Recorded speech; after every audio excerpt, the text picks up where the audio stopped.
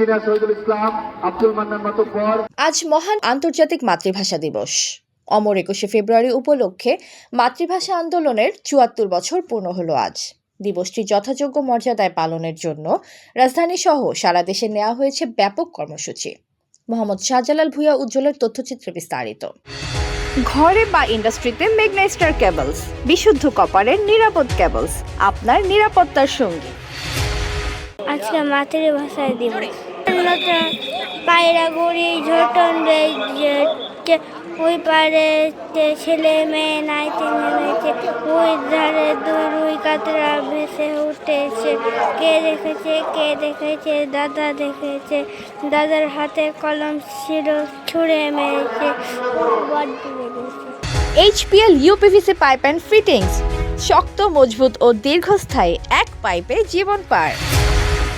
রাত 12টা 1 মিনিটে কেন্দ্রীয় শহীদ মিনার প্রাঙ্গণে পুষ্পস্তবক অর্পণের মধ্য দিয়ে দিবসের আনুষ্ঠানিক কর্মসূচি শুরু হয়। রাষ্ট্রপতি ও প্রধানমন্ত্রী সহ বিভিন্ন রাজনৈতিক, সামাজিক ও সাংস্কৃতিক সংগঠনের নেতারা ভাষা শহীদদের প্রতি গভীর শ্রদ্ধা নিবেদন করেন। ফুলে ফুলে ভরে ওঠে শহীদ মিনারের বেদি। 21শে ফেব্রুয়ারি তো এখন আন্তর্জাতিক মাতৃভাষা দিবস। সো আন্তর্জাতিকভাবে এখন আমাদের 21শে ফেব্রুয়ারি স্বীকৃত। মাতৃভাষার জন্যে পৃথিবীতে এরকম একটি জাতিই আছে যারা যুদ্ধ করেছিল, যারা কথা বলেছিল যে আমরা আমাদের ভাষাটা বাংলা চাই। তো সেই জায়গার থেকে এখন এই যে 2026-এ এসে যখন অনেক মানুষ আসলে এখানে ফুল দিতে আসে, শ্রদ্ধা জানাতে আসে, তখন আমার আসলে ভীষণ ভালো লাগে যে মনে হয় যে আমরা আসলে পুরোপুরি বিস্মৃত হইনি। 52-র 21শে ফেব্রুয়ারি তো ছিল আমাদের মানে 71-এর মূল পেছনের হচ্ছে চালিকা শক্তি। তো সেই 52-র ভাষা আন্দোলনের 21শে ফেব্রুয়ারির কারণেই একটা সময় আন্দোলন আসলে দানা বেঁধেছে এবং আমরা 71 পেয়েছি।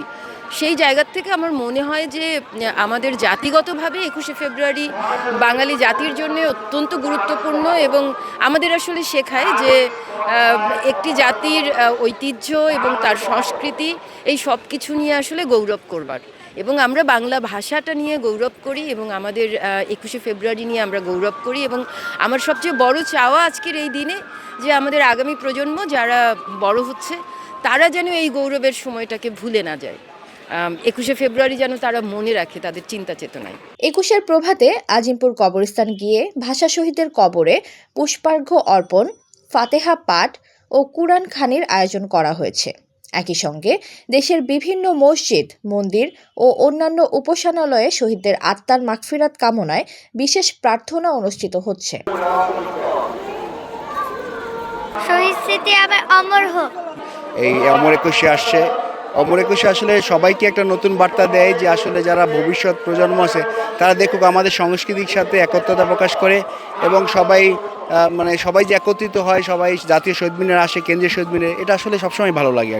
তরুণরা আসলে আমাদের যেহেতু একটা দীর্ঘ প্রতীক্ষার পর আমাদের স্বাধীনতা আসছে, তরুণদের উচিত এই স্বাধীনতাকে বজায় রেখে চলা এবং ভালোভাবে সামনের দিকে এগিয়ে নিয়ে যাওয়া দেশটাকে।